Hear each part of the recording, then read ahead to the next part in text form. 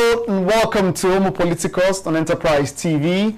Kingsley Bassi is my name. Today we turn our focus to a deeply troubling and recurring tragedy in northern Nigeria. It's the devastating loss of civilian lives due to military airstrikes. Just days ago, reports emerged of yet another incident, leaving families shattered and communities grieving. Now, this is not the first time such tragedies have unfolded in Nigeria. From the infamous 2017 Iran airstrike, which claimed over 100 civilian lives, to the 2022 airstrike in Nasarawa State that killed dozens of innocent villagers. There is Kaduna and Sokoto most recently. This event have exposed critical gaps in intelligence, in accountability, as well as justice for civilians. As we look at this grim, matter, as we look at the grim details of this incident and examine ethical and humanitarian dimensions, we pose critical questions as well. What systemic failures enable such available catastrophes? Who bears responsibility for these mistakes, as they are called, and what reforms are necessary to protect civilian lives? We discuss this pressing matter with insight from a security consultant, Dr. Yahuza Getso, who joins me virtually today. Doctor, greetings to you and thanks for joining me today on Homo Politicus. Good afternoon. Good afternoon, viewers. Thank you for having me. Yeah, appreciate you joining the show today. We'll discuss this particular matter and some other security matters.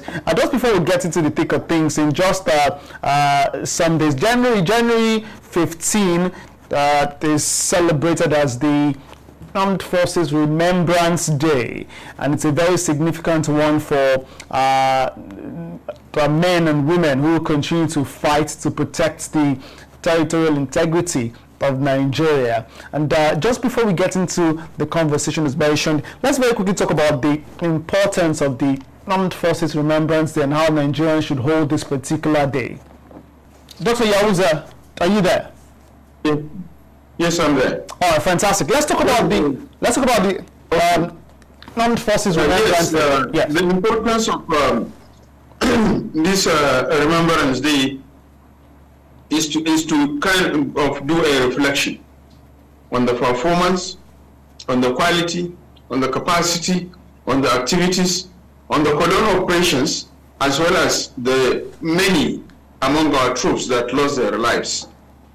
It's a follow-up to remind others who are in the field and who are also in the services that yes, there are a number of people a number of troops that lost their life due to either mistakes or probably the tragedy that occurs as a result of ambush and many other reasons, who have worked hard before the 15th day of January. So that's why the day it has been set, in order to follow up, in order to pray for those who lost their life, in order to commemorate, in order to revisit, in order to take make a think, and in order to review what has happened, and as well for all the service or the other men in the service, in order to look inward and see the gaps and challenges and kind of that happens during the civilian war, during the bilateral and multilateral operations, during the domestic operations, during even to certain reasons, because there are a number of troops that died through accident and other things, which were not attacked and they were not on the field. So that is just the basic. Yeah. Well, thanks so much for that. Just to lay the foundation for the conversation further. And I thought it's important that as Nigerians, we continue to pay respect, huge respect to our troops, men living, those serving, those retired as well, who continue to give their time and resources to serve in the country. Well, again, to those who have given or rather paid the ultimate price. We hope that their souls rest in peace. Let's get to the crux of the matter today, which is the loss of life, civilian lives during military operations. Just a few days ago, it was reported, though the military has now said that according to NAF, the Nigerian Air Force, that they were, or that particular report would be investigated. But yes, a report emerged from Zamfara State where there was a recent airstrike that certain civilians were attacked. Let's talk about the intelligence and the targeting of terrorists and bandits. We know that when such operations to happen, there usually is a standard procedure for gathering intelligence before conducting these strikes. But where might these processes be failing? Because it's one too many that we have civilian casualties when we should be having casualties from the camp of the enemies. Where do you think there might be some failure, and how can the military also improve on the accuracy of identifying legitimate targets in conflict zones to prevent civilian casualties? Well, though I'm not justifying the actions by the Nigerian Air Force, Nigerian Army, or Nigerian Navy, or Nigerian troops, or the security general. However, it is common in many operations across parts of the world. In those years, in the 60s, in the 20s, in the 40s, in the 30s, in the 70s, in the 80s, in the 90s, and even during the Tuareg. Yes, of course, a number of mistakes happened, and sometimes a number of probably sabotage from some unscrupulous elements, or probably technical mistakes. Let me start from the recent, that is the Zamfara saga.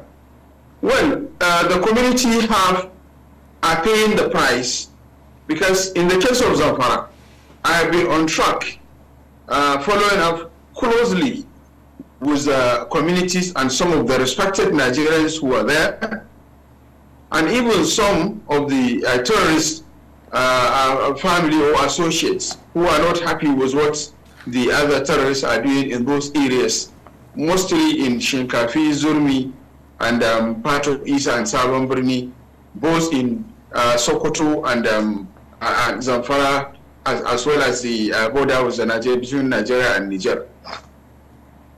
Yes, of course. In many cases, we have land army,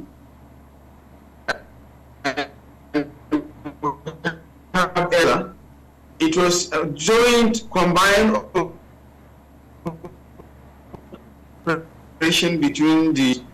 So fortunately and unfortunately, in a situation whereby many of those community members were holding, were hiding, were giving a kind of a safe haven to those criminals, the Air Force and the Army have no choice than to clear everybody, so a certain collateral damage must be conducted. I want to tell you that I have an insight and I have evidence, reports and information from those communities, from those among the criminals, allies, who are not happy with what has been happening, and among the community members who are not really in support of what the other community members are doing.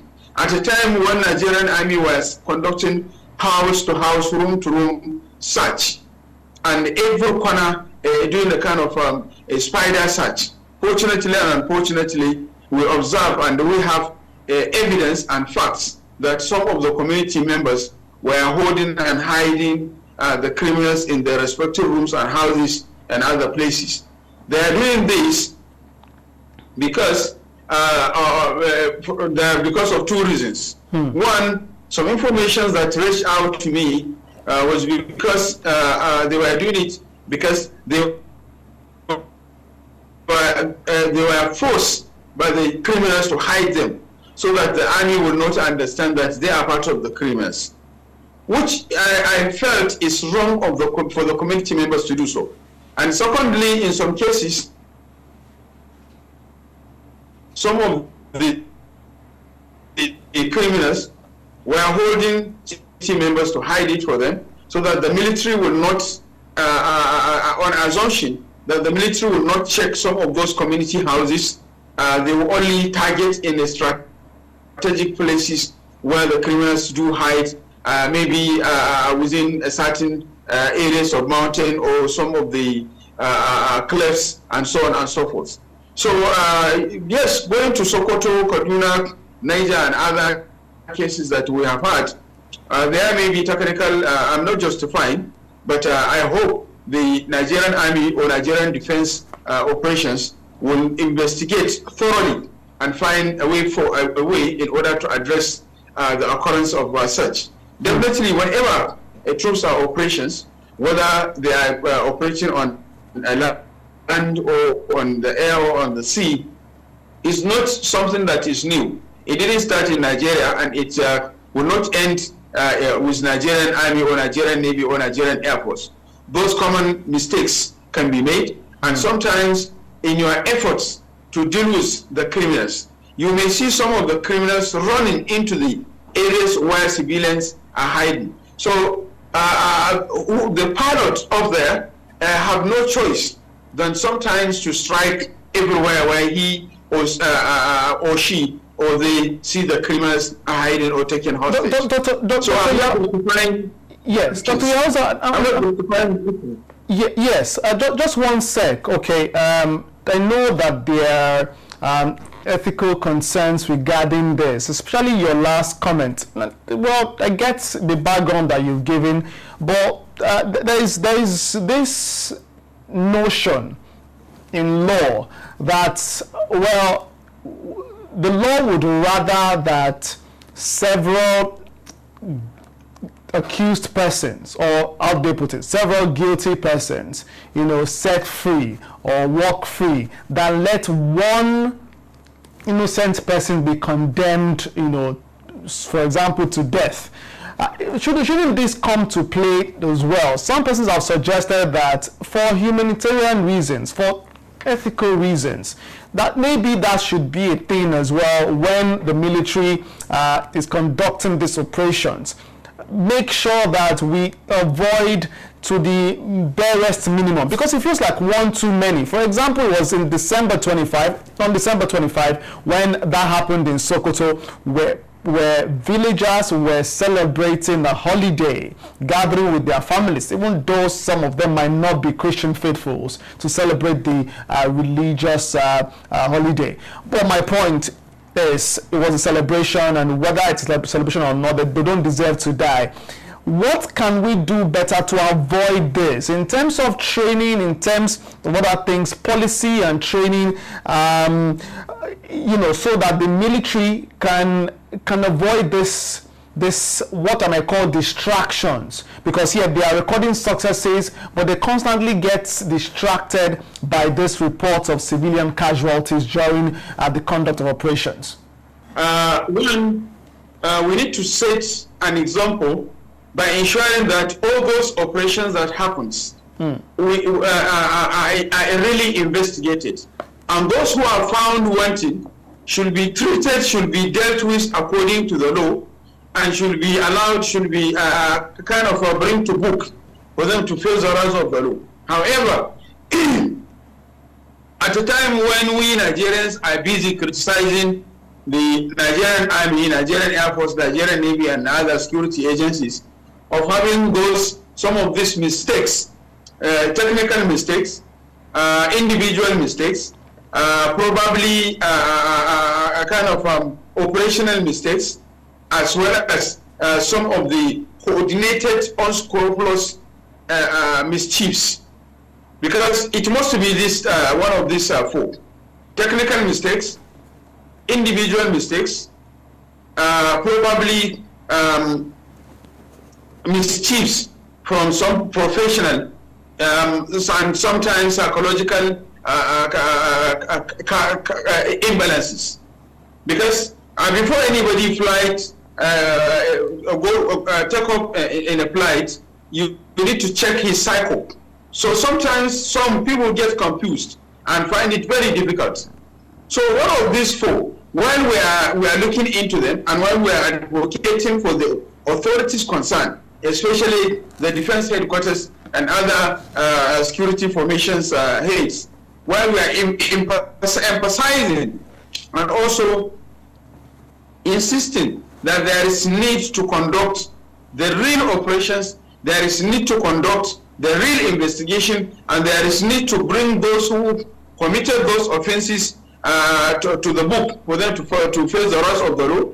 So that could serve as a deterrence for others. At the same time, we also need to revisit and also look inward many of the successful operations conducted by the Nigerian Army, Nigerian Air Force, and Nigerian Navy, and other security agencies. Not only to always capitalize on their mistakes, because it has become a tradition in Nigeria that we always capitalize on common mistakes. Yes, of course, I'm not happy and I'm not commending, or I'm not saying that losing a life, it doesn't matter. It matters. Not even lives. Even losing one single life matters. Not 20 people, not 100 people, and so on and so forth. But at the same time, we Nigerians, we should imbibe in a culture of commending the efforts of Nigerian security agencies of conducting other operations. They are human. Of course, they have signed join the service in order to protect lives and property, but at the same time, we should always give them a benefit of doubt while they are making huge success and huge efforts in order to kind of secure the Nigerian land and Nigerians to provide safety and safeguard efforts. But at the same time, those mistakes shouldn't be celebrated. Nobody is celebrating losing the life. But we should be celebrating and commending and encouraging and remobilizing and remotivating and rebuilding the confidence and trust that we have on the security agencies who are working day and night, who are really pushing and following up with the criminals wherever they are in those enclaves. If you take what happens recently, Nigerian Army or Nigerian Air Force have no choice. It's because some of our viewers and you probably you don't know those places. I got to know the places practically. I know that it is very, very difficult for Nigerian security agencies, either Army, either Air Force, either Navy, whosoever is there. It's very critical, it's very difficult for them to conduct the operations without affecting the civilians.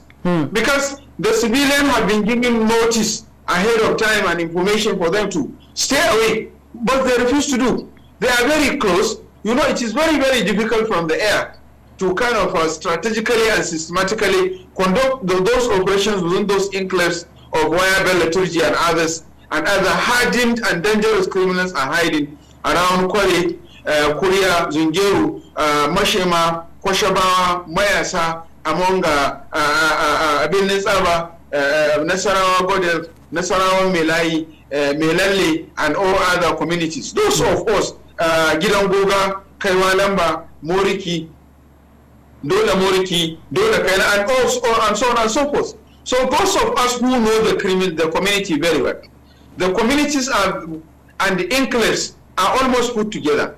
So if you say you are only going to target only the criminals enclaves, it may be very difficult for somebody from the conducting airstrike. Okay. So it is easier. The community have been well informed. I have this information, and I have this information from the community members themselves, and I got this facts and evidence from the community members who are sincere and honest, who left the communities, that some of the unscrupulous community members, some of the informers who are still disguising kind of to stay within their communities after being announced by the Nigerian security that they should stay. Because, you know, you cannot inform all the community members that we are going to do ABCD. That has been very, very difficult. That was what has been making it very difficult for the Nigerian security operatives to have succeeded or to continue to have succeed in operations.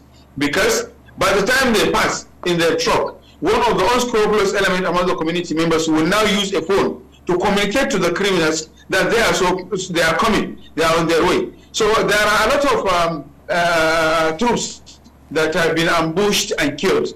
So for how long do we have to continue For how long do we have to wait? For how long will the community be sensible and responsible? When you have illiterates, when you have a kind of villagers who don't know the difference between the left and right, I'm not justifying the killings, but I'm trying to also expose and inform the national, the Nigerian citizens, as well as the international community, whosoever will see this video now or see in this video or will see it afterwards, to know that yes, there have been efforts in the case of Zamfara, and in the case of Sokoto, the issue where either Lakura or whatever, they said Nigerian Air Force and Defense Headquarters have affirmed to us that it will be thoroughly investigated, and we hope, as we have gotten apology and after investigation of Tidoburi in Kaduna, we hope the case of Selami local government will also be exposed, and a feedback will be provided to the community and to Nigerian public, so that we can understand either it was Lakura, or it was technical, or it was personal, or it was a sabotage, or it was operational mistake or mischief, and so on and so forth. All right. Dr. Yauza Getso, the security consultant, is talking to me about security concerns in Nigeria, particularly the recent Zamfara strike by the Nigerian Air Force, which killed reportedly some civilians. Dr. Yauza, just before we wrap things on normal politicals today, let's talk about the recent move by the president signing the new terms and conditions of service of the armed forces. The president did approve some mouth-watering allowances for officers of general rank who retired after serving 35 years. Let me mention to you, I'm sure you've seen this report already. This was back in December, but we're talking about that now. And by the way, it's been raising lots of dust. Lots of persons have been talking about this, especially retired military personnel. Now, some of the allowances approved by the president include the provision of a bulletproof sport utility vehicle, what you call SUV, as take-home gifts, fully paid for foreign medical treatment. Again, fully paid for foreign medical treatment, $20,000 as a extra code while embarking on medical trip, and payment for cooks and for house helps as well. This is for generals. Of course, for one-star officers, they have theirs. For lieutenant generals, they have theirs as well. Now, those who think that this approval, the approval of this benefit by the president for this top-ranked officers will dampen the morale of lower-ranked officers who night and day leave their families back home, go to the to the battlefront and fight, yet don't get this benefit because they're not high ranked as we've seen in these terms and conditions. What do you say about that? Should the president do more, extend this benefit to the entire force? I think Nigerians should commend President Bola Ahmed Tinubu while advocating and pushing. Should commend him for so doing for several reasons, as I will outline. One, we have been clamoring and we have been criticizing government for inability to provide, to improve the social welfare and status quo of the salaries and allowances of the our men and officers. So probably we have to remember that Nigerian Labour Congress have been pushing to advocate for the increase of allowances and salaries and the wages of the civil servant and so on, as well as the TUC, also pushing and pursuing for the private sector and the other public institutions, among others, which has been a kind of collaborative effort. It is indeed necessary for us, those of us who have participated directly or indirectly in the operations and how all these men and officers are struggling in order to provide safety and security for Nigeria. We should be able to understand and link this increment to some extent. However, I condemn in totality the encouragement and the emphasis on the foreign medical trip. because that is not really well for Nigeria. The Nigerian government could have think of how to revive the local health facilities, either private or public health facilities, to upgrade the standards that will help other Nigerians to also benefit, rather than talking about a huge amount of money being given to officers, ranking officers to go on medical trips. Because those medical trips, justifying those medical trips is part of what some are utilizing as a privileged opportunity in order to kind of induce corruptions, institutional corruptions, individual corruption, connival corruption, and so on. Different branches of corruptions are imagined. So I condemn that in totality, using that foreign technicality or foreign operations or foreign medical trip. I condemn that in totality, but I really encourage and I commend President Bola Ahmed Tinubu for kind of providing opportunity for the officers, those retired and those who are who are in service. However, I know the Chief of Defense Staff, General Christopher Musa, since assumption, he has been advocating and he has been making a clarion call, and they have made so many submissions, which has been discussed in public in several interviews that he has granted in his office and at different times at national and international, even in recent time, where he is advocating and requesting the federal government under the auspicious leadership of the President Bola Ahmed Tinubu to look inward the allowances of the men and officers on the field, especially those who are fighting in the areas of Boko Haram, those who are fighting in the areas of Niger Delta, Southeast, and North Central, Northwest, and the Northeast. So I think we should commend the President Bola Ahmed Tinubu so doing, and we should also continue to push and continue to advocate to ensure that the men are also kind of remobilized. Otherwise, many of them will lose confidence and trust, and many of them will even, and I think doing so is also a remobilization to rebuild the confidence and trust on the Nigerian army, especially the younger officers and the other younger men, older rank and others, so that they can be motivated. It's a kind of, it's part of what I myself, I have been among the critics who have been criticizing the government of inability to provide enabling environment in terms of allowances and salaries, in terms of wages and other opportunities, Dr. to kind of provide. But at the same time, I'm criticizing the government for its inability to find a way of holding those who have been given responsibility among the officers and men accountable for their actions. Because I have been saying like thousands and hundreds of criminals operating in the northern part of the country, especially Northwest and North Central, they are known, their enclaves and their hideouts are known. There is nothing even to call hideouts in northern Nigeria. If you say there is anything hideout, I don't used to know. If you tell me we have hard to reach and difficult terrain, yes, I agree.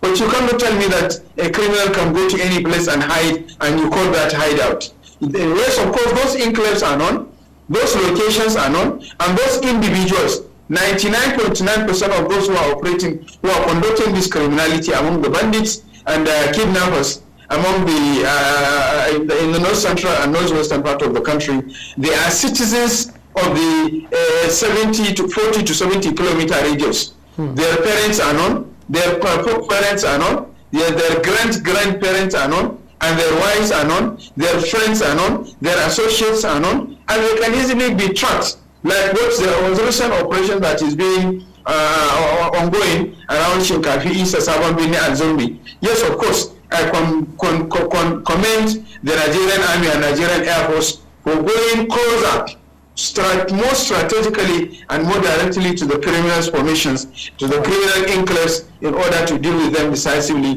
which could have been done.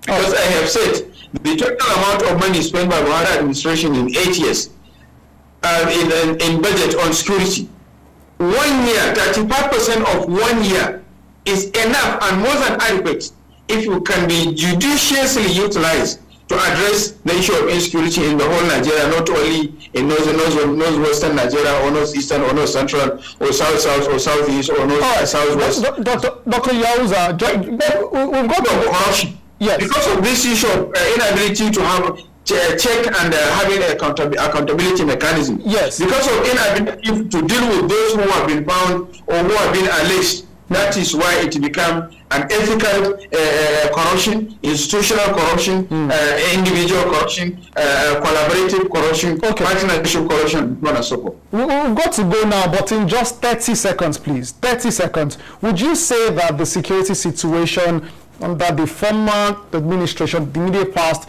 of President Muhammadu Buhari, which you just referenced, would you say that the security situation then is, or now, is better than that of the former President Muhammadu Buhari? Well, when we compare the two, the 1.5 year yes. with that of yes, we can say it is better to some extent. All right. Why? Because the present government, present administration are managing the security by targeting the criminals where they are, where they hide, and ensuring either they are pushed or they are dealt with accordingly and decisively, and they are providing more feedback and relating more with the civil military engagement, and the relationship between the public and the security agencies is much far better than that of the 8 years of our administration. All right. There are mistakes here and there, which we hope will be corrected accordingly as we move. Okay, we'll leave things there today. We'd like to thank you so much, Dr. Yauza Getso, security consultant, for joining the conversation on Politicals, pardon me, today on Enterprise TV. Dr. Yauza, thank you so much again. Thank you for having me. It's been a great pleasure. Have a pleasant day. Yeah, you too. Would just like to say as we wrap today that may God bless the Federal Republic of Nigeria. May God bless our troops and continue to be with them as well. Well, that's the show today. Many thanks for being a part of the show.